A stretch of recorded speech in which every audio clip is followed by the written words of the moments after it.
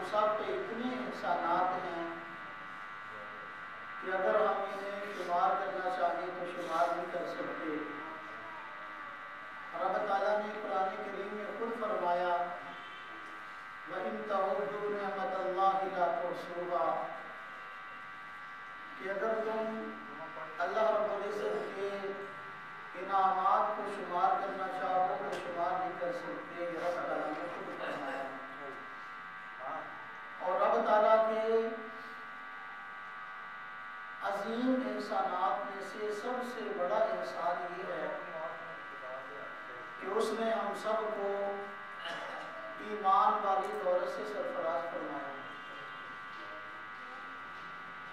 یہ اتنی بڑی دولت ہے کہ اس سے بڑی کوئی دولت نہیں ہے۔ جو چیز جتنی بڑی ہوتی ہے اور جتنی اہم اور قیمتی ہوتی ہے اس کی حفاظت بھی اتنی ہی زیادہ کرنے کی ضرورت ہوتی ہے۔ ایمان یہ سب سے قیمتی چیز ہے، اس لیے اس کی حفاظت کی بھی بہت ہی زیادہ ضرورت ہے۔ آج اس دور میں انسان اپنی جان کی بڑی حفاظت کرتا ہے، اپنے مال کی بڑی حفاظت کرتا ہے، اپنے آل اور اولاد کی بڑی حفاظت کرتا ہے۔ جس طرح اپنی جان، مال اور آل اولاد کی حفاظت کی جاتی ہے، اس سے کہیں بڑھ کر انسان کی صلاحیتیں اپنے ایمان کو بچانے پر خرچ ہونی چاہیے۔ آج جس دور میں ہم گزر رہے ہیں یہ ایسا عجیب ہے کہ ایمان کو تباہ کرنے کے لیے اور لوگوں کو ایمان سے خالی کرنے کے لیے آئے روز اور دن رات محنت ہو رہی ہے۔ اس محنت کی وجہ سے کتنے مومن ایسے ہیں جو ایمان سے ہاتھ دھو رہے ہیں۔ ایمان پر آنے کے لیے تو ساری ہی ایمانیات کا ہونا ضروری ہے، لیکن جب دل سے ایمان جاتا ہے تو ساری ہی ایمان والی باتوں کا دل سے نکلنا ضروری نہیں ہے۔ کوئی ایک بات بھی ایمان والی، عقیدے اور نظریے والی انسان کے دل سے نکل گئی، فکر اور سوچ سے نکل گئی، ایمان جاتا رہے گا۔ اس پر جو دن رات محنت ہو رہی ہے، مختلف طبقے محنت کر رہے ہیں، میں ایک خاص طبقے کا تذکرہ آپ حضرات کی خدمت میں پیش کروں گا کہ وہ طبقہ قرآن کریم اور حدیث کے نام سے لوگوں کو دن بدن قرآن سے بھی دور کر رہا ہے۔ 24 گھنٹے کی صلاحیتیں ان کی محض اس بات پہ خرچ ہو رہی ہیں بھی کسی نہ کسی طریقے سے لوگوں کو امت مسلمہ سے توڑ دیا جائے، الگ راہ اپنا لی جائے۔ قرآن کریم میں رب تعالیٰ نے جو آیت کریمہ میں نے تلاوت کی، اس میں فرمایا وَمَن يُشَاقِقِ الرَّسُولَ مِن بَعْدِ مَا تَبَيَّنَ لَهُ الْهُدَىٰ، کہ جو آدمی ہدایت کے واضح ہو جانے کے بعد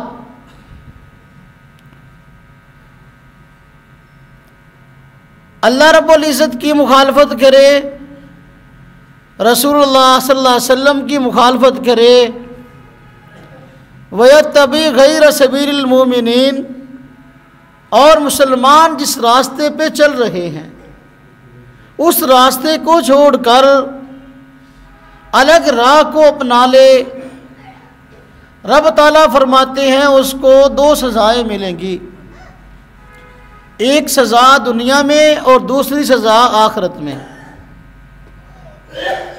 دنیا میں سزا یہ ہے کہ دوبارہ ہدایت میں نہیں آئے گا، آخرت میں سزا یہ ہے کہ دوزخ میں ڈالا جائے گا۔ مسلمانوں کے راستے کو چھوڑ کر اور عام مسلمان جس پلیٹ فارم پہ چل رہے ہیں اس سے ہٹ کر راہ کو اختیار کرنا یہ رب تعالیٰ کو پسند نہیں، اس لیے رب تعالیٰ نے قرآن کریم کی اس آیت میں یہ بات ارشاد فرمائی ہے، اور نبی پاک صلی اللہ علیہ وسلم نے بھی ارشاد فرمایا ہے کہ اتبعوا السواد الاعظم، مسلمانوں کی بڑی جماعت کی پیروی کرو، چھوٹے چھوٹے گروہ اور چھوٹے چھوٹی فرقیاں اور جماعتیں ان کے پیچھے نہ لگو۔ فرمایا من شذ فی النار، جو آدمی مسلمانوں کی بڑی جماعت سے الگ ہوگا اس کو الگ ہی دوزخ میں ڈال دیا جائے گا۔ معلوم کرنے کی ضرورت ہے کون سے ایسے مسائل اور ایسی باتیں ہیں جس پہ پوری دنیا چل رہی ہے لیکن اس سے کاٹ کر لوگوں کو الگ کیا جا رہا ہے۔ اس میں پہلی بات تو یہ سمجھیں کہ رب تعالیٰ نے قرآن اور سنت ہمیں عمل کے لیے دیا ہے، اس قرآن اور سنت پر عمل ہم سب نے کرنا ہے اور ہم سب کا نظریہ ہے۔ قرآن و سنت پر عمل وہ آدمی جو کہ قرآن و سنت کا ماہر ہے وہ خود قرآن پر غور کر کے حدیث پر غور کر کے عمل کر لے گا، لیکن جو ماہر نہیں ہے نہ قرآن کا اور نہ سنت کا، یہ طے شدہ بات ہے قرآن کی اور سنت کی کہ وہ آدمی ان لوگوں سے پوچھ کر عمل کر لے گا جو قرآن اور سنت کو جانتے ہیں۔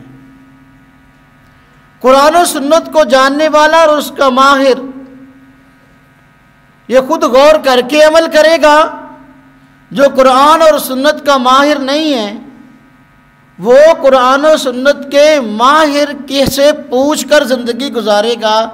اس کو ہمارے عام اصطلاح میں آج کہہ دیتے ہیں کہ یہ تقلید ہے۔ تقلید کا معنی یہ ہوتا ہے، اس کا مفہوم اور مطلب ہی یہ ہے کہ جو لوگ شریعت کے ماہر نہیں ہیں شریعت کے ماہر لوگوں سے پوچھ کر قرآن و سنت پہ عمل کرے۔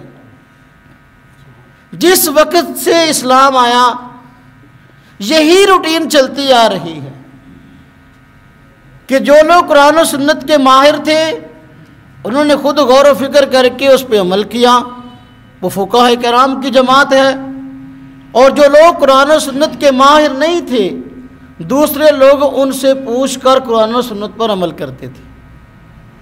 صحابہ کرام کے دور میں بھی یہی تھا، تابعین کے دور میں بھی یہی تھا، تبع تابعین کے دور میں بھی یہی تھا، اور آج تک یہی سلسلہ چلا آتا ہے۔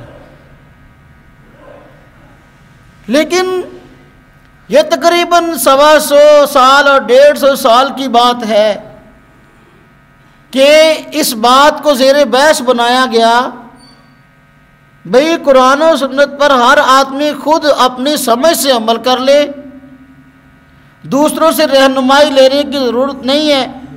جو آدمی بڑے اسلاف کی قرآن و سنت میں پیروی کرتا ہے تو وہ ان کی تقلید کر کے شرک کر رہا ہے۔ آج تک دنیا میں جتنے مسلمان ہیں ان کا تعلق کسی نہ کسی اسلاف میں سے بڑے فقہاء میں سے کسی کے ساتھ جڑا ہوا ہے۔ کوئی امام احمد سے پوچھ کر زندگی گزارتا ہے، کوئی امام شافعی سے پوچھ کے زندگی گزارتا ہے، کوئی امام مالک کی تحقیقات کی روشنی میں زندگی گزارتا ہے، اور کوئی امام ابو حنیفہ رحمۃ اللہ علیہ کی تحقیقات کی روشنی میں زندگی گزار رہا ہے۔ لیکن اب جو کہا جا رہا ہے کہ ہر آدمی کے پاس قرآن ہے، ہر آدمی کے پاس حدیث ہے، تو خود جو ہے غور کر کے عمل کر لے۔ بھئی آج کا مسلمان تو وہ ہے کہ جس بیچارے کو کلمہ بھی نہیں آتا تو وہ قرآن پاک کے بارے میں کیسے جان سکتا ہے کہ اس میں کیا ہے اور اس سے کیا کیا مسائل نکلتے ہیں؟ ایک عام مسلمان کو بنیادی دین کی باتوں کا علم نہیں ہے۔ کیا ہماری مسجدوں میں ایسا نہیں ہوتا کہ 20 سال سے نمازی نماز پڑھ رہے لیکن اس کے باوجود نماز کے بنیادی مسائل کا پتہ ہی نہیں ہے؟ کیا نہیں ہو رہا؟ ہم 25 سال سے روزے رکھ رہے لیکن روزے کے بنیادی مسائل کا پتہ ہی نہیں ہے؟ کیا ایسا نہیں ہو رہا کہ حج کرنے کے لیے جاتے ہیں لیکن حج کے بنیادی مسائل کا پتہ ہی نہیں ہے؟ عمرہ کرنے کے لیے جاتے ہیں اور کئی عمرے کر لیے، عمرے کے بنیادی مسائل کا پتہ ہی نہیں ہے۔ بالکل ایسا ہو رہا ہے۔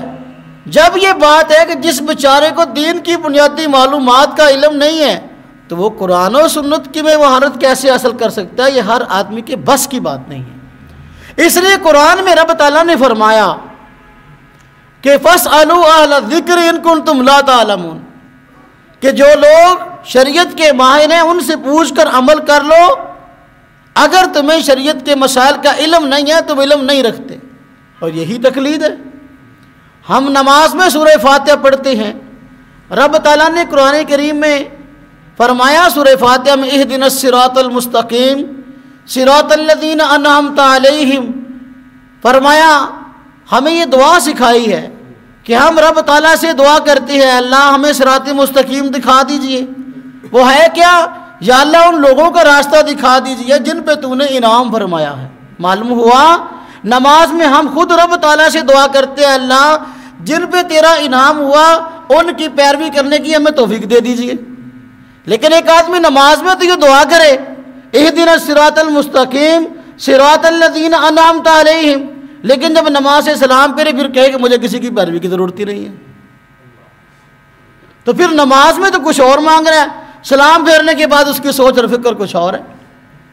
پھر آپ دیکھ کے یہ پوری دنیا سے کٹے ہوئے لوگ ہیں جو اس طرح کی بات کرتے ہیں۔ آپ دنیا کے کسی ملک میں چلے جائیں، آپ سعودی عرب چلے جائیں، دبئی ابو ظبی قطر چلے جائیں، مسقط چلے، دنیا کے کسی اسلامی ملک کے اندر چلے جائیں، آپ کو وہاں کے رہنے والے لوگ یہ کسی نہ کسی فقیہ کی تحقیقات میں زندگی گزارتے ہوئے نظر آئیں گے۔ یہ جو آوارہ ذہن کے لوگ ہیں جو کہتے ہیں ہمیں قرآن و سنت کی ماہر بھی نہیں ہے اور قرآن و سنت میں کسی کی پیروی کی ضرورت بھی نہیں ہے، جیسے چاہیں اپنی مرضی کے مطابق زندگی گزاریں، ایسے لوگ پوری دنیا میں آٹے میں نمک کے برابر ہیں۔ اور پھر عجیب بات یہ ہے کہ رب تعالیٰ نے قرآن میں فرمایا ہے اہدنا الصراط المستقیم، قرآن میں فرمایا فَاسْأَلُوا أَهْلَ الذِّكْرِ إِن كُنتُمْ لَا تَعْلَمُونَ، قرآن میں رب تعالیٰ نے فرمایا وَاتَّبِعْ سَبِيلَ مَنْ أَنَابَ إِلَيَّ، یہ سب بڑے حضرات کی پیروی اور ان کی اقتداء اور تقلید کی طرف اشارے ہیں۔ اب کہا یہ جاتا ہے کہ جو لوگ کسی فقیہ کی کسی امام کی پیروی کرتے ہیں وہ مسلمان نہیں ہے بلکہ مشرک ہے۔ ہمیں اس آدمی سے کوئی لینا دینا نہیں ہے جو سنت کا ماہر بھی نہیں ہے، قرآن کا ماہر بھی نہیں ہے اور ماہر پہ اعتماد بھی نہیں کرتا۔ ہمیں اس سے نہ کوئی زیادہ نہ کوئی لڑائی ہے۔ ہمیں پریشانی اس وقت ہوتی ہے جب وہ یہ کہتا ہے کہ جو قرآن و سنت کے ماہر پر اعتماد کر کے زندگی گزارتا ہے اس کی تقلید کرتا ہے تو وہ شرک کر رہا ہے، وہ مشرک ہے اور شرک میں مبتلا ہے۔ ہمیں پھر پریشانی ہوتی ہے۔ پھر ہم کہتے ہیں بھئی دیکھو اگر یہ بات ہے کہ یہ نظریہ اور عقیدہ شرک ہے کہ شریعت کے ماہروں سے پوچھ کر زندگی گزارنا اور ہم مشرک ہیں، تو پھر تمہیں چاہیے کہ ہمارے ساتھ مشرکوں والے معاملے کرو۔ ہمارے ساتھ مشرکوں والا معاملہ تو نہیں کرتے۔ قرآن میں رب تعالیٰ نے فرمایا کہ جو مشرک ہے اس سے نکاح اور شادی جائز نہیں ہے۔ اب وہ ہمیں مشرک بھی کہتا ہے اور وہ نکاح بھی کرتا ہے، رشتے لیتا بھی ہے اور دیتا بھی ہے۔ قرآن کہتا ہے کہ بھئی دیکھو جو مشرکین ہیں ان کے معاملے مسلمانوں والے نہیں ہیں، مسلمانوں والے معاملہ تو ان سے نہ کرو۔ تو اب یہ طے شدہ بات ہے، وہ بھی یہ کہتا ہے جو مشرک ہے اس کے ہاتھ کا ذبح کیا ہوا جانور کھانا جائز نہیں ہے۔ اب جو بیچارے یہ گوشت بیچنے والے ہیں یہ عموماً تو بیچارے وہ ہیں جو کہ کسی نہ کسی امام کی تقلید کرنے والے ہیں۔ اب اگر وہ کہتا ہے کہ بھئی مشرک کے ہاتھ کا ذبیحہ حلال نہیں ہے پھر تو ان کو چاہیے کہ بھئی دکان سے جو گوشت بک رہا ہے اس کو نہ خریدے اور نہ کھائیں۔ اور یہاں کے رہنے والے 99% لوگ جو ہیں وہ امام کی تقلید کرنے والے، یہاں پاک و ہند کے لوگ امام ابو حنیفہ کی تقلید کرنے والے لوگ ہیں۔ اگر وہ کہتا ہے یہ تقلید شرک ہے، ہم کہتے ہیں بھئی دیکھو یہ قبرستان یہ ہم لوگوں کے ہیں، یہاں پہ ہم دفن ہوتے ہیں، تو اگر ہمیں مشرک کہتے ہو پھر تو بھائی بات ہے کہ تمہیں اپنے قبرستان بھی الگ بنانے چاہیے، تمہیں چاہیے کہ اپنے قبرستان بھی الگ کرو، مشرکوں کے ساتھ دفن کیوں ہوتے ہو؟ تو دیکھو بات یہ ہے کہ پوری دنیا سے کٹ کر یہ الگ نظریہ اس نے پیش کیا۔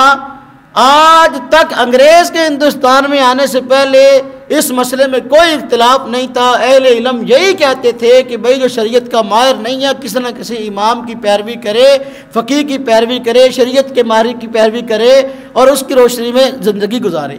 سب لوگ یہی کہتے تھے۔ آپ دیکھ لیں جتنے محدثین ہیں، جتنے اولیاء کرام ہیں، جتنے مفسرین ہیں، جتنے اہل علم تاریخ میں گزرے ہیں، آپ کو تقریباً سب وہی نظر آئیں گے کہ باوجود اس کے کہ ان کو کافی علم رب تعالیٰ نے دیا تھا پھر بھی وہ کسی نہ کسی امام کی پیروی کرتے نظر آتے ہیں۔ مفسرین کی لسٹ دیکھ لیں، محدثین کی لسٹ دیکھ لیں، سارے کے سارے کسی نہ کسی امام کے مقلد نظر آتے ہیں۔ تو کیا وجہ کہ ایک محدث جو ہے وہ سنن نسائی کے نام سے کتاب لکھتا ہے لیکن امام کا مقلد ہے، ترمذی کے نام سے کتاب لکھتا ہے امام کا مقلد ہے، مسلم شریف کے نام سے کتاب آئی ہے وہ امام کا مقلد ہے، پھر جب ان لوگوں کو امام کی تقلید کی ضرورت ہے تو ہمیں کیوں نہیں ہے؟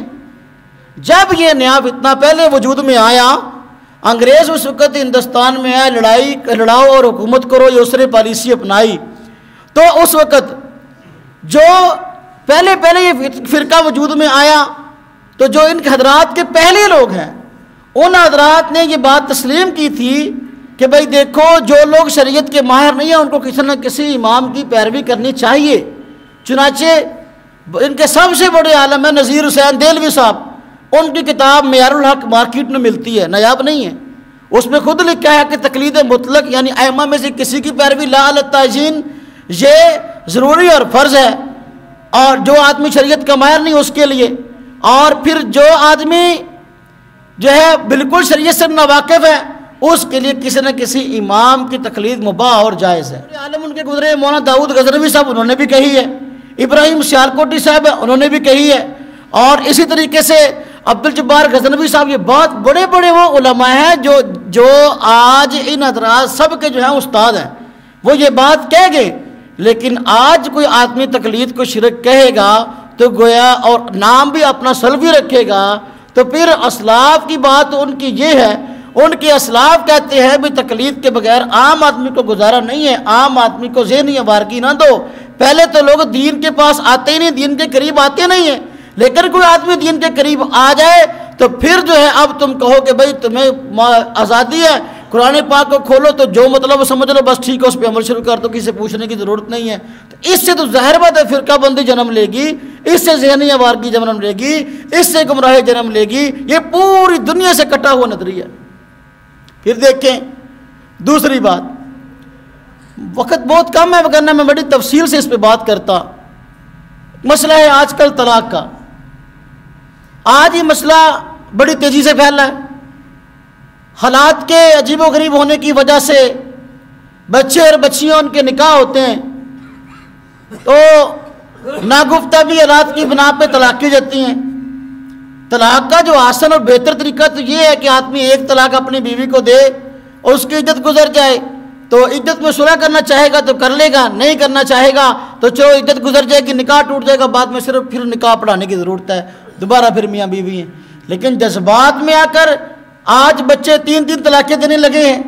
3 طلاقیں ہوتی ہیں تو 3 طلاقیں شریعت کی اصطلاح کہتی ہے کہ ایک مرد عاقل بالغ کو 3 طلاقوں کا اختیار ہے، اگر وہ 3 طلاقیں دے لیتا ہے اب اس کے بعد صلح کی کوئی صورت نہیں ہے، میاں بیوی سے جدا اور بیوی میاں سے جدا، یہ شریعت کہتی ہے، تو اب صلح کا کوئی چانس نہیں ہے۔ قرآن بھی یہ کہتا ہے، سنت بھی یہ کہتی ہے، اور خود فَإِن طَلَّقَهَا فَلَا تَحِلُّ لَهُ مِن بَعْدُ حَتَّىٰ تَنكِحَ زَوْجًا غَيْرَهُ، قرآن کی آیت کہتی ہے کہ اگر خاوند بیوی کو تیسری طلاق دے دے تو اس کے بعد اب وہ میاں کے لیے حلال نہیں ہے، لیکن جو ہے آج اس کو حلال کیا جاتا ہے۔ یہ پوری دنیا سے کٹا ہوا موقف ہے۔ وہ حضرات مسائل وہ پیش کریں گے پوری دنیا سے ہٹے ہوئے ہیں۔ دنیا میں کوئی سوائے شیعہ کے اور سوائے مرزائی کے اس بات کا قائل نہیں ہے کہ 3 طلاقیں دے دو 1 ہوتی ہے۔ اب انہوں نے یہ بات پیش کرنا شروع کی 3 دے دو تو 1 ہوتی ہے۔ دنیا میں کوئی بھی معاملہ ہے اگر 3 مرتبہ آدمی کرتا ہے تو 3 مرتبہ ہی شمار ہوتا ہے، تو پھر کیا وجہ کہ طلاق 3 دے دو تو 1 ہوتی ہے۔ حضرت نبی پاک صلی اللہ علیہ وسلم کی موجودگی میں ایک صحابی رسول حضرت عویم العجلانی، ان کا اپنی بیوی سے جھگڑا ہو گیا اور خود انہوں نے نبی پاک صلی اللہ علیہ وسلم کے سامنے اپنی بیوی کو 3 طلاقیں دے دی۔ یہ امام بخاری رحمۃ اللہ علیہ نے بخاری شریف میں بات ذکر فرمائی ہے۔ تو نبی پاک صلی اللہ علیہ وسلم نے ان کی بیوی کو ان سے جدا کر دیا، تو معلوم ہوا کہ 3 طلاقیں 3 ہیں۔ امام بخاری رحمۃ اللہ علیہ خود جو ہے وہ اپنی کتاب صحیح بخاری میں باب کیب کرتے ہیں، باب من اجاز طلاق الثلاث، کہ بھئی 3 طلاقیں اگر دے دو تو وہ 3 ہی ہوگی، وہ 1 نہیں ہوتی۔ لیکن آج لوگ اپنی عادت کے ہتھوں مجبور اور دین کی ناواقفیت ہے، واقفیت نہیں ہے، اس وجہ سے 3 طلاقیں دینے کے بعد آپ بھاگتے کبھی ادھر کبھی ادھر کے فتویٰ لے آئے۔ پہلے تو لوگ فتویٰ اس لیے پوچھتے تھے اور اس پہ عمل کرتے تھے کہ بھائی دیکھو فتویٰ لیں گے تو حلال کو اختیار کر لے، حرام سے بچ جائے۔ پہلے تو لوگ اس لیے فتویٰ لیتے تھے، لیکن آج کا لوگ جو فتویٰ لیتے ہیں وہ اس لیے لیتے ہیں کہ بھئی حرام کو کس طریقے سے جو ہے وہ حرام ہے نا وہ ہمارے لیے حلال ہو جائے۔ اس لیے اگر ایک مولوی صاحب سے مسئلہ پوچھیں گے وہ بتا دے گا تو فوراً جا کے دوسری مسجد میں جا کے پوچھیں گے کہ یہ مسئلہ کیسے ہے، وہ کہے گا ایسے، اچھا فلانے مولوی صاحب نے تو ایسے بتایا۔ یعنی اب کئی علماء سے پوچھنے کا مقصد کیا ہے کہ اس کی خواہش کے مطابق اس کو مسئلہ مل جائے اور فتویٰ مل جائے۔ پہلے لوگ حرام سے بچنے کے لیے مسائل پوچھتے تھے، اب لوگ حرام کو حلال کرنے کے لیے علماء سے مسئلے پوچھتے ہیں۔ تو پوری دنیا سے کٹا ہوا یہ موقف ہے۔ کوئی آدمی 3 طلاقیں دے دو وہ 1 ہوتی ہے، یہ اہل سنت والجماعت کا موقف کبھی نہیں رہا۔ تاریخ میں محدثین، مفسرین، صحابہ کرام، فقہاء کرام، خلفائے راشدین سب کا موقف یہ ہے کہ کوئی آدمی اپنی بیوی کو 3 طلاقیں دے دیتا ہے، 3 طلاقوں کا ہی اس کو اختیار ہے، اس کے بعد صلح والی کوئی بات رہ نہیں جاتی۔ 700 سال تک یہی موقف رہا۔ 700 سال کے بعد ایک عالم ہوئے جن کا نام ابن تیمیہ تھا، انہوں نے سب سے پہلے شدت کے ساتھ یہ مسئلہ اٹھایا کہ 3 طلاقیں اگر دے دو تو وہ 1 ہوتی ہے، اور اس مسئلے کی وجہ سے ان کو کافی زیادہ جو ہے سزائیں بھی دی گئی۔ اب یہ موقف ان حضرات نے لے لیا اور لوگوں کو کہنا شروع کر دیا 3 طلاقیں ہو جائے تو وہ 1 ہوتی ہے۔ یہ اہل سنت والجماعت کا موقف نہیں ہے۔ شیعہ حضرات کی کتابیں دیکھیں اس میں یہ موقف ملے گا، مرزائیوں کی فقہ احمدیہ کھولیں اس میں یہ مسئلہ ملے گا کہ 3 طلاقیں دے تو وہ 1 ہوتی ہے۔ یہ اہل سنت والجماعت کا موقف نہیں، پوری دنیا سے کٹا ہوا موقف ہے۔ اور پھر دیکھیں، میں وقت بہت مختصر باتیں کروں گا کہ پوری دنیا سے کٹے ہوئے موقف ہے یہ، اس میں دنیا میں کوئی قائل نہیں ان مسائل کا۔ اب ایک مسئلہ ہے، نماز پڑھتے ہوئے آدمی ہاتھ کہاں باندھے۔ اب دیکھ رہے کو یہ مسئلہ اتنا بڑا نہیں ہے، لیکن ان لوگوں نے ان مسائل کو اتنا بڑا بنا دیا ہے کہ اس پہ مباحثے، مناظرے، چیلنج بازی، تحریرات اور برا بلا یہ سب کچھ کہا جا رہا ہے۔ تو اب ایک مسئلہ ہے کہ مرد آدمی جو ہے وہ اپنے ہاتھ نماز میں کہاں باندھے۔ ہم کہتے ہیں کہ سنت یہ ہے کہ آدمی اپنے ہاتھ نماز میں ناف کے نیچے باندھے یا ناف کے اوپر باندھے۔ اس سلسلے میں 2 روایات ہیں جی، اسی پر ہی پوری دنیا کے فقہا، پوری دنیا کے مسلمانوں کا عمل ہے۔ ایک تیسری بات سامنے آئی ہے کہ نماز میں آدمی اپنے ہاتھ سینے کے اوپر باندھے۔ یہاں یہ حکم عورتوں کے لیے تو ہے لیکن یہ حکم مردوں کے لیے نہیں ہے، اور پوری دنیا کی امت مسلمہ اس کی قائل نہیں ہے، خواہ کوئی حنفیہ یا شافعیہ یا مالکیہ یا کوئی حنبلی ہے۔ یہ موقف یہ انگریز کے دور میں معروف ہوا اور اس کو پھیلایا گیا کہ آدمی جو ہے اپنے ہاتھ سینے پر باندھے۔ خود سینے پر ہاتھ باندھنے سے متعلق ایک بھی روایت صحیح موجود نہیں ہے۔ دیکھیں اب اس موقف کو مضبوط کرنے کے لیے کیا کیا گیا کہ اللہ معاف فرمائے، اب ان لوگوں سے پوچھتے تھے کہ بھائی سینے پہ ہاتھ باندھنے کوئی روایت اگر ہے تو صحیح ستہ میں ہمیں دکھا دو۔ تم خود پوچھا کرتے ہو کہ بھائی فلاں مسئلہ جو تم پیش کرتے ہو صحیح ستہ میں لکھا ہے، تو یہ جو سینے پہ ہاتھ باندھنے ہیں مرد نے، تو پورے صحیح ستہ میں کوئی حدیث ایسی ہے جس کا یہ معنی ہو اللہ کے پیارے پیغمبر صلی اللہ علیہ وسلم نے فرمایا ہو کہ سینے پہ ہاتھ باندھو؟ تو ان کے پاس کوئی روایت صحیح ستہ میں نہیں تھی۔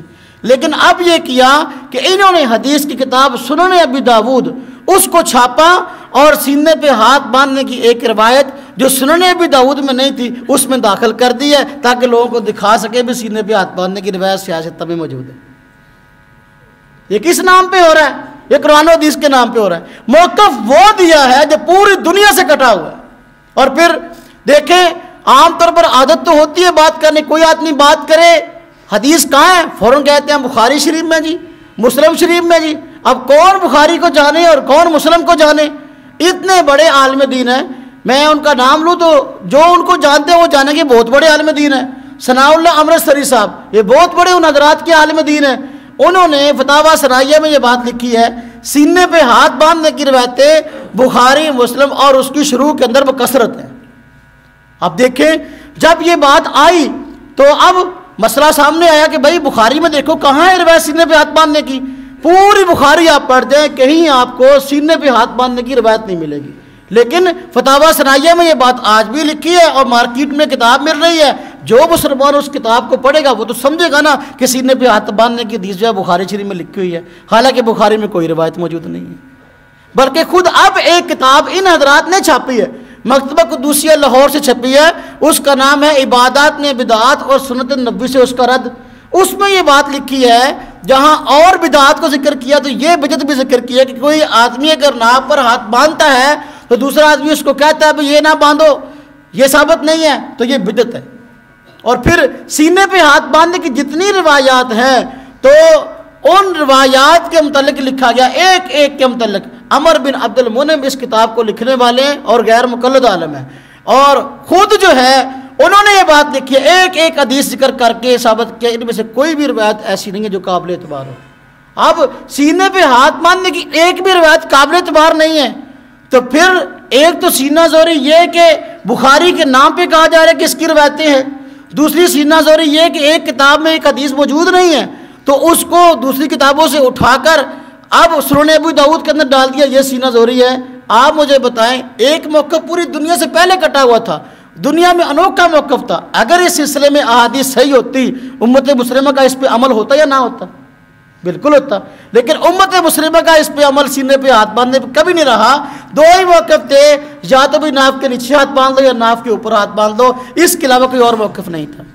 آپ دیکھیں جب سردیاں آتی ہیں ایک اور مسئلہ چلتا ہے، وہ کیا ہے کہ ہم کہتے ہیں بھی دیکھو وضو کے 4 فرض ہیں سب لوگ جانتے ہیں، چوتھا فرض ہے کہ اپنے پاؤں کو دھوو.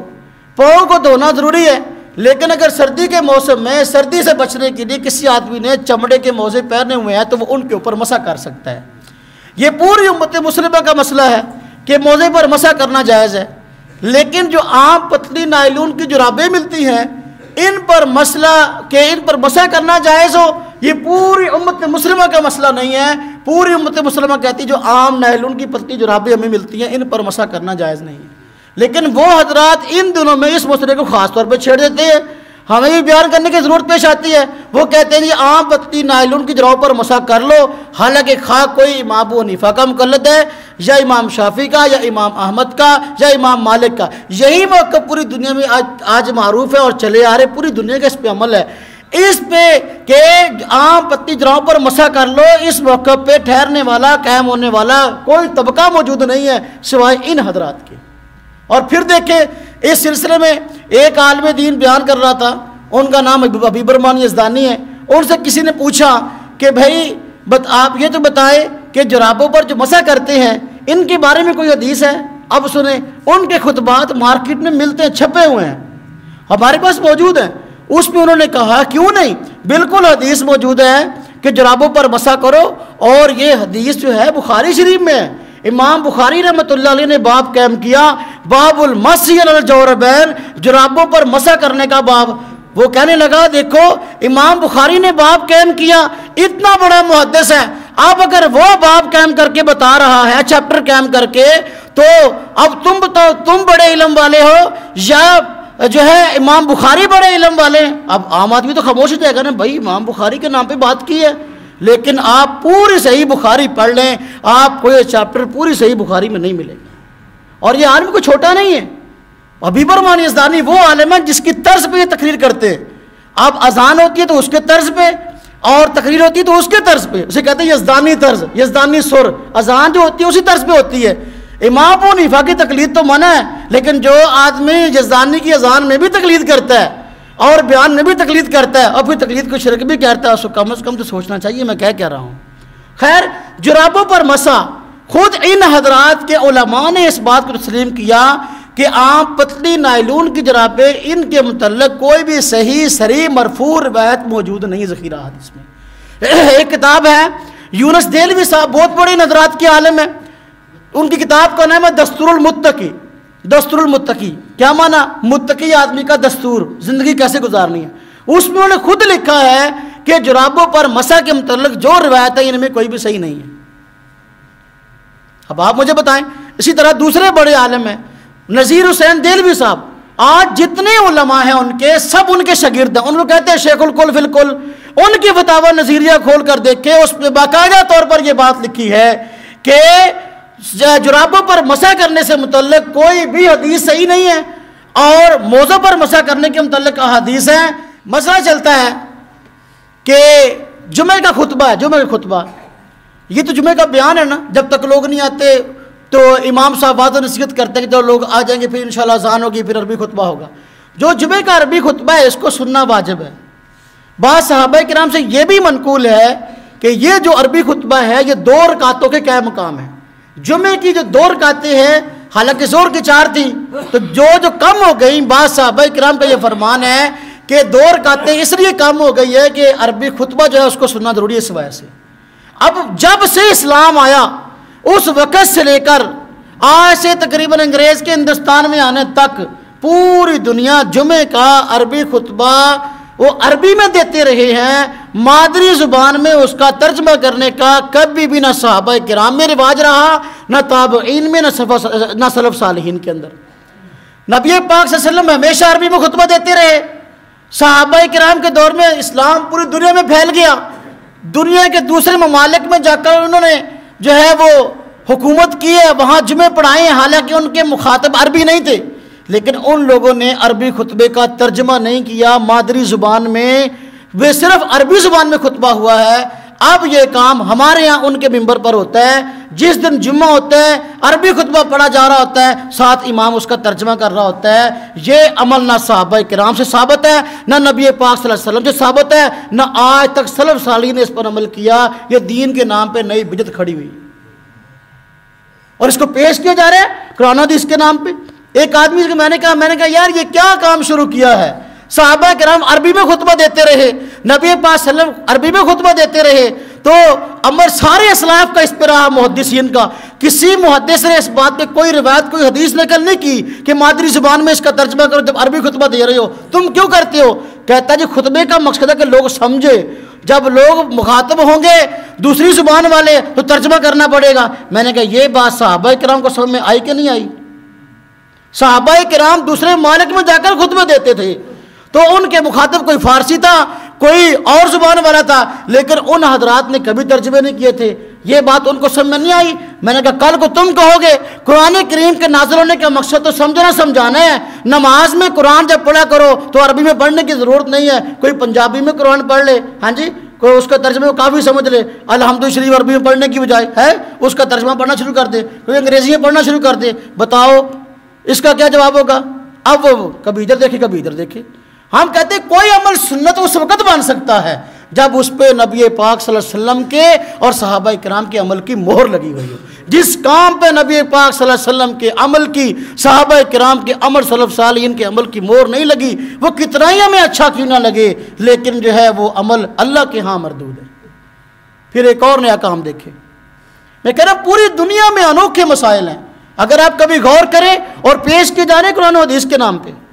یہ جمعہ ہے، جمعہ کا دن ہے، حدیث میں آتا ہے کہ رب تعالیٰ نے یہ ہفتہ وار گویا کہ ایک مسلمانوں کے اجتماع کا دن مقرر کیا ہے۔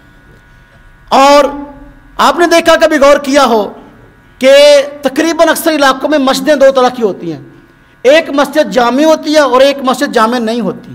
جو چھوٹی موٹی فیکٹری میں مسجدیں بنی ہیں، کسی خاص جو ہے وہ مجبوری کی وجہ سے بنا لی گئی کہ مسجد دور پڑتی تھی جامع مسجد، تو وہاں صرف نمازی ہوتی ہے، جمعہ نہیں ہوتا۔ جو جامع مسجد ہوتی ہے اس میں جمعہ ہوتا ہے، جو جامع نہیں ہوتی اس میں جمعہ نہیں ہوتا۔ تو جمعہ کے لیے قرآن و سنت کا فیصلہ یہ ہے کہ وہاں پہ جمعہ ہونا چاہیے جہاں پہ جو ہے مسلمانوں کی بڑی آبادی ہو، مسلمانوں کا بڑا اجتماع ہو سکتا ہو، وہاں پہ جمعہ ہوگا۔ اب بڑا اجتماع یا تو شہر میں ہو سکتا ہے یا بڑے قصبوں اور بڑے دیہاتوں کے اندر. لیکن جو بالکل چھوٹا دیہات ہے، یہاں پہ صرف کھیت ہیں، فصلیں ہیں، جنگل ہے، ایک گھر ہے، دو گھر ہے، وہاں جمعہ کی نماز نہیں ہوگی. یہ پوری امت مسلمہ کا فیصلہ ہے. اللہ کے نبی صلی اللہ علیہ وسلم میدان عرفات میں جب آپ نے آخری حج فرمایا، جمعہ کا دن تھا اس دن عرفات میں، لیکن آپ نے وہاں جمعہ نہیں پڑھایا. کیوں نہیں پڑھایا؟ اس لیے کہ وہ آبادی والا علاقہ نہیں ہے، وہ میدان ہے کھلا، جنگل میں جمعہ نہیں ہوتا. یہ لوگ اس موقف کے قائل ہیں. پوری دنیا کے اندر جو ہے وہ کہ جنگل میں کوئی آدمی موجود نہیں ہے، صرف 2 آدمی وہاں جمع ہو کہتے ہیں یہاں بھی جمعہ پڑھاؤ. یہ کس نام پہ یہ بات پیش کی جا رہی؟ قرآن و حدیث کے نام پہ جنگل میں جمعہ. بھائی جمعہ کا مقصد تو اجتماع ہے. نبی پاک صلی اللہ علیہ وسلم کے زمانے میں ایسا ہوتا تھا کہ آپ مسجد نبی میں جمعہ پڑھاتے، ارد گرد کے جو چھوٹے چھوٹے دیہات تھے، ایک واقعہ بھی ثابت نہیں ہے کہ اللہ کے نبی صلی اللہ علیہ وسلم کی موجودگی میں کہ کسی صحابی نے اپنے علاقے کے اندر جو ہے چھوٹا دیہات تھا یا جنگل تھا، وہاں کچھ آدمی جمع ہوئے اور انہوں نے جمعہ پڑھایا ہو. ایک واقعہ بھی ایسا نہیں ملتا. بلکہ جو چھوٹے دیہات والے لوگ ہیں ان پہ نہ عید کی نماز ہے نہ جمعہ کی نماز ہے. وہ چھوٹے دیہات والے یا جنگل والے لوگ وہ زور کی نماز پڑھیں گے، وہ جمعہ نہیں پڑھیں گے. وہ عید کی نماز ان پہ نہیں ہے واجب، وہ شہر والوں پر. حال بتا اگر یہ لوگ جنگل والے یا بالکل چھوٹے دیہات والے جہاں 2-4 گھر ہیں یہ جمعہ پڑھنا چاہیں گے تو یہ اپنے علاقے کی بڑی جامع مسجد میں آئیں گے. مسجد نبوی کے اندر وہ صحابہ کرام جمعہ پڑھنے کے لیے آتے تھے جو دور دراز کے دیہاتوں میں رہتے تھے. ایک صحابی سے بھی ثابت نہیں ہے کہ انہوں نے نبی پاک صلی اللہ علیہ وسلم کی زندگی میں کسی چھوٹے علاقے کے اندر جمعہ پڑھایا. لیکن آج یہ لوگ جنگل میں جمع قائل ہیں. یہ موقع پوری دنیا سے کٹا ہوا ہے. اللہ آپ حضرات سب کو مکہ مدینے لے جائے، مدینہ طیبہ کی زیارت نصیب فرمائے. جہاں نبی پاک صلی اللہ علیہ وسلم نے سب سے پہلے جمعہ پڑھایا تھا وہاں آج مسجد بنی ہے مدینہ طیبہ کے اندر، جامع مسجد جمعہ. دیکھیے جی آپ حضرات نے جامع مسجد جمعہ مدینہ طیبہ کے اندر. اس مسجد کا نام جامع مسجد جمعہ ہے، لیکن مزے کی بات ہے وہاں جمعہ نہیں ہوتا. ہاں وہاں جمعہ نہیں ہوتا. معلوم ہوا کہ جمعہ کے اپنے مسائل ہیں، جمعہ کے اپنے حالات ہیں. بھئی جمعہ کا مقصد ہے کہ مسلمان ایک علاقے میں جمع ہو، ان کا اجتماع ہو، ان کی طاقت شو ہو، اور غیر مسلم حضرات دیکھ کر مسلمانوں کے بڑے اجتماع کو دیکھ کر خوف کھائیں کہ مسلمان بہت بڑی تعداد کے اندر ہیں. جہاں 2 لوگ جمع ہیں تو وہاں کیا اجتماع کا مظاہرہ ہوگا، وہاں کیا طاقت کا مظاہرہ ہوگا، آپ مجھے بتا دیں. جہاں 3 لوگ ہیں وہاں کیا طاقت کا مظاہرہ ہوگا، آپ مجھے بتا دیں. پھر کتنے مسئلے ہیں جی؟ 5. اب ایک اور مسئلہ لیں، انشاءاللہ میں 10 منٹ مزید گفتگو کروں گا، توجہ کیجئے گا. اللہ کے نبی صلی اللہ علیہ وسلم کو لایا ہوا دین ہی اصل ہے اور اسی پر عمل کرنے میں کامیابی ہے. جب سے اسلام آیا اس وقت سے لے کر یہ جو پگڑی ہے، یہ پگڑی اسلام کا شعار رہی ہے اور مسلمان اس کو اپنے لیے ایک بہت بڑا اعزاز سمجھتے ہیں. پہلے دور میں جو بادشاہ تھے وہ تاج پہنا کرتے تھے اور ان میں جو آدمی بڑا بنتا اس کے سر پر تاج پہنایا جاتا. اور لیکن جب اسلام آیا، اسلام نے اعزاز کے لیے تاج نہیں دیے، اسلام نے اعزاز کے لیے پگڑی دی. اب نماز پڑھنا نبی پاک صلی اللہ علیہ وسلم، صحابہ کرام، اسلاف، محدثین، مفسرین سب کی بات کرتا ہوں، ان حضرات کا طرز رہا کہ وہ نماز سر ڈھانپ کر پڑھتے تھے.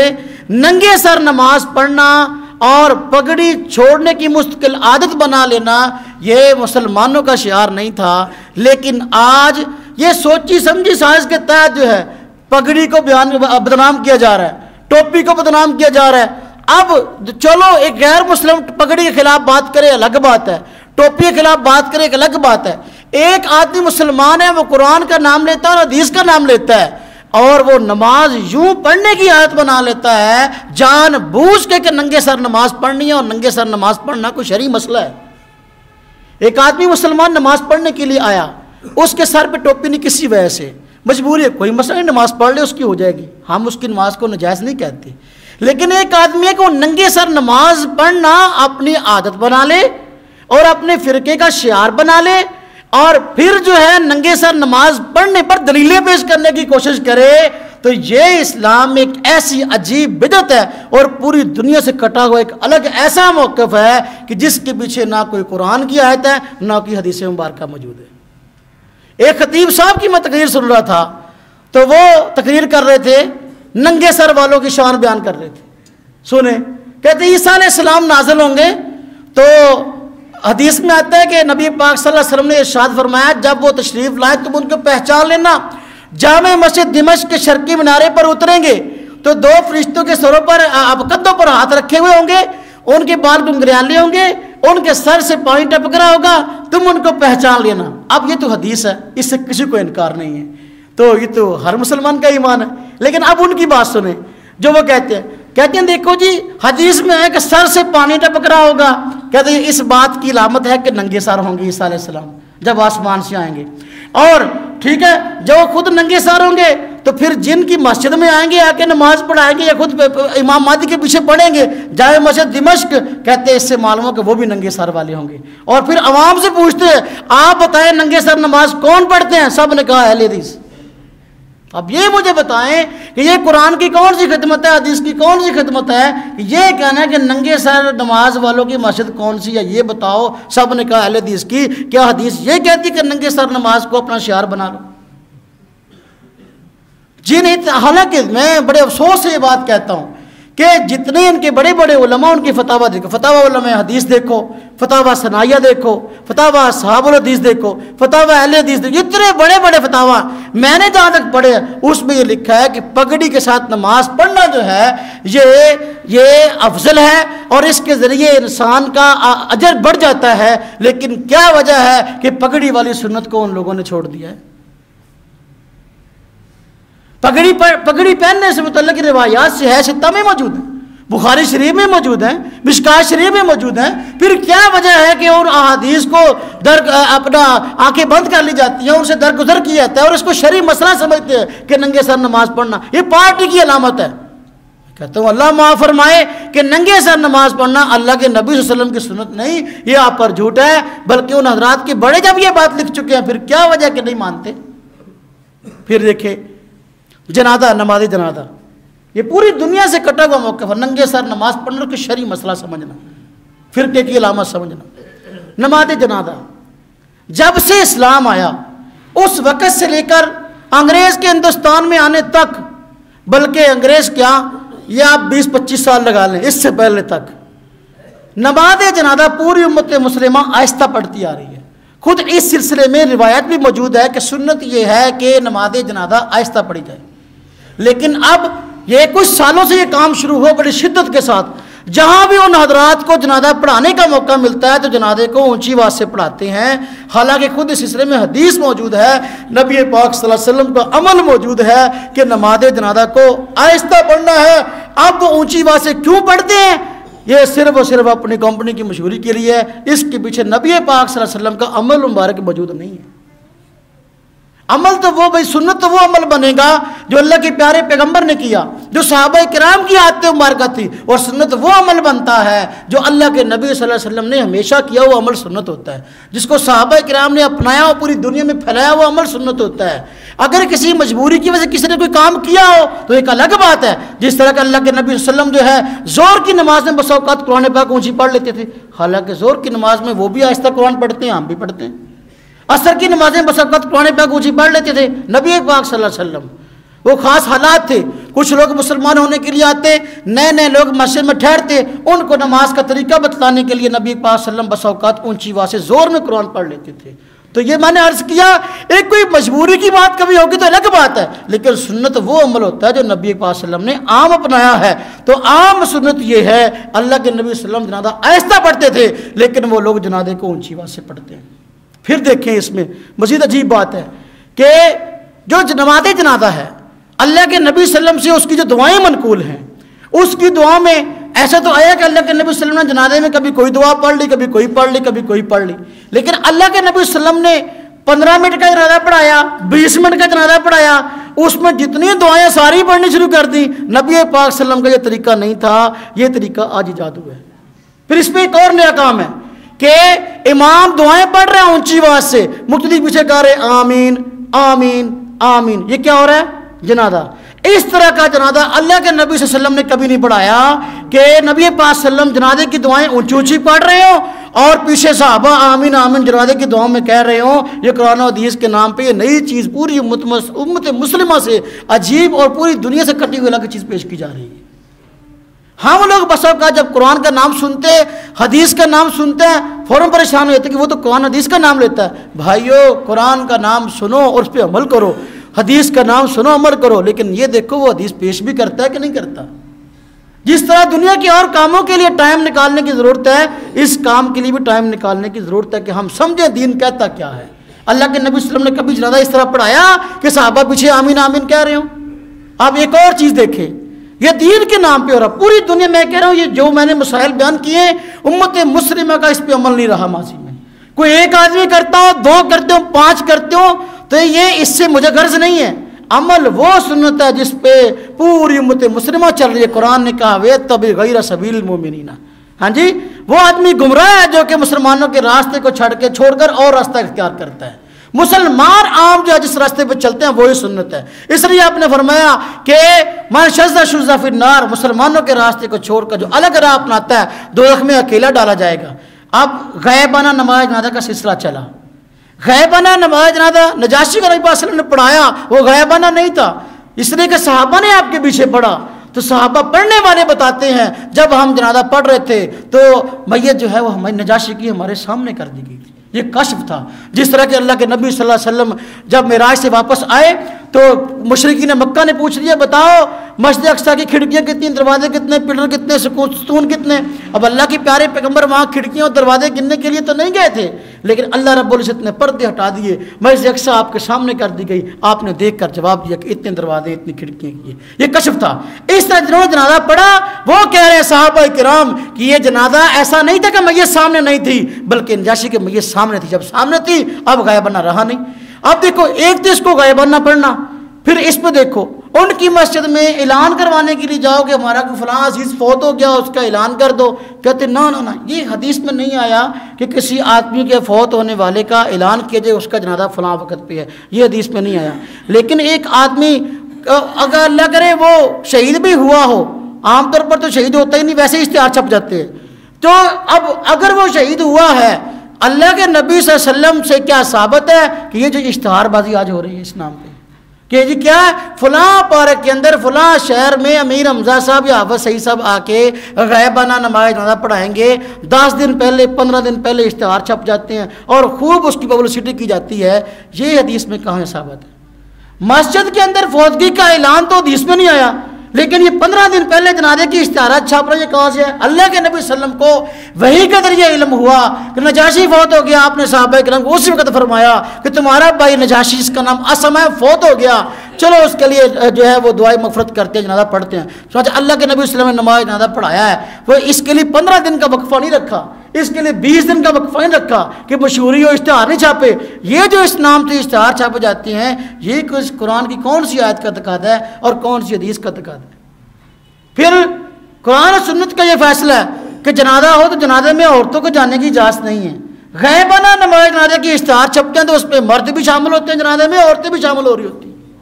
کیا جی غائبانہ نماز جنازہ ہے، باپردہ عورتوں کا بھی انتظام ہے۔ معلوم ہوا کہ بھائی یہاں جنازہ پڑھنا مقصد نہیں ہے، کوئی اور ہی مقصد ہے۔ پھر کیا ہوتا ہے؟ ابھی جنازہ نہیں ہوتا اس سے پہلے لمبی چوڑی تقریریں ہوتی ہیں اور پھر چندہ کی جاتا ہے۔ ہاں جی، عورتوں کو کیوں بلاتے ہیں؟ اس لیے کہ ہاں ہم فلان جگہ پہ جلسہ کیا اور وہاں پر جو ہے اتنی ہماری بہنوں نے اتنے اپنی بالیاں اتار کے دے دی، فلان جگہ پہ ہم نے غائبانہ نماز پڑھایا، فلانی اتنی جو ہے وہ ماں بہنوں نے اپنے چینیں اتار کے دے دی، فلانوں نے اپنی چوڑیاں اتار کے دے دی۔ یہ غائبانہ نماز اس لیے ہو رہا ہے، چوڑیوں کے لیے، کانٹوں کے لیے، انگوٹھیوں کے لیے ہو رہا ہے، یہ اللہ کے نبی کی سنت زندہ کرنے کے لیے نہیں ہو رہا۔ وگرنہ عورتوں کو جنازے میں جانے کا حکم ہی نہیں ہے۔ اللہ کے نبی صلی اللہ علیہ وسلم کی سنت اسی میں مدار ہے۔ وقت ختم ہو گیا، وگرنہ میرے پاس ایک بہت لمبی لسٹ ہے ان مسائل کی کہ پوری دنیا میں اس پہ عمل نہیں رہا۔ آج ان مسائل کو لے کر جو ہے امت مسلمہ کو پریشان کیا جاتا ہے۔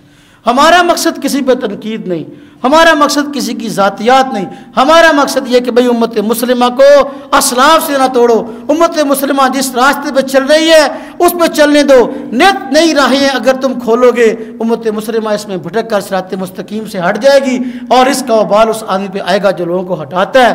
رب تعالیٰ نے صراط مستقیم پہ چلنے کی تلقین ہمیں فرمائی ہے، اور صراط مستقیم وہی راستہ ہے جس پہ صحابہ، تابعین، تبع تابعین، اسلاف چلتے آ رہے ہیں۔ ایسے انوکھے مسائل جس پہ آج تک امت مسلمہ نے عمل نہیں کیا، اگر اس پہ کوئی حدیث بھی بیان کر دینا سمجھو اس کے بیان کرنے میں گڑبڑ ہے۔ اگر وہ حدیث صحیح ہوتی، وہ حدیث قابل عمل ہوتی تو وہ اس پہ آج تک عمل ہوتا۔ جو آج تک عمل نہیں ہوا نا تو معلوم ہوا کہ واقعی جو ہے اس کے بیان کرنے میں کوئی نہ کوئی گڑبڑ ہے۔ آپ بتا جس طرح دنیا کا کام جو ہے تمہارے سامنے آتا ہے، دنیا کی کوئی چیز لینی ہوتی ہے تو اس کو خریدتے وقت جو ہے اچھے طریقے سے ٹٹولتے ہو، دیکھتے ہو، پرکھتے ہو، اس کے بعد لیتے ہو۔ دین ایسا بیکار چیز نہیں ہے کہ ہر آدمی جو قرآن کے نام پہ بات کر رہا ہو، حدیث کے نام پہ بات کر رہا ہو تو فوراً جو ہے اس کی بات سن کے عمل کرنا شروع کر دو۔ اس کے لیے بھی کچھ نہ کچھ جو ہے وہ اپنے علماء سے بات پوچھنی چاہیے کہ فلاں بات میں نے قرآن کے نام پہ پوچھی ہے اور حدیث کے نام پہ سنی ہے۔ تو میں آپ سے پوچھتا ہوں بھی پہلے ایسے دور تھا کہ بھئی علاقے ایسے ہوتے تھے، کئی علاقوں کے اندر ایک سکہ عالم دین، معتبر عالم دین کسی بڑے ادارے کا پڑھا ہوا نہیں ملتا تھا۔ اب الحمدللہ جامعات عام ہو گئے، علم عام ہو گیا۔ اب الحمدللہ ہمارا علاقہ ہے، ہمارا یہ مرکز ہے، یہاں حضرت مولانا نعمان شاکر صاحب دامت برکاتہم پاکستان کے اس بڑے ادارے سے پڑھے ہیں جو ہمارا پاکستان کا سب سے بڑا ادارہ جامعہ دارالعلوم کراچی ہے۔ میں بھی وہاں کا پڑھا ہوا ہوں، حضرت بھی وہاں کے پڑھے ہوئے ہیں، اس سے بڑا ادارہ ہمارے پاکستان میں تو کوئی نہیں ہے۔ اللہ کا شکر ادا کرنا چاہیے۔ جب کوئی ایسا مسئلہ پیش آئے تو آپ ان سے پوچھیں قرآن کے نام پہ ہم نے یہ بات سنی ہے، اس کی کیا حقیقت ہے؟ حدیث کے نام پہ ہم نے یہ بات سنی ہے، اس کی کیا حقیقت ہے؟ تو ساری بات جو ہے آپ حضرات کے سامنے آ جائے گی۔ اللہ رب العزت صحیح معنوں میں ہمیں قرآن و سنت پر عمل کی توفیق عطا فرمائے۔ وآخر دعوانا ان الحمدللہ رب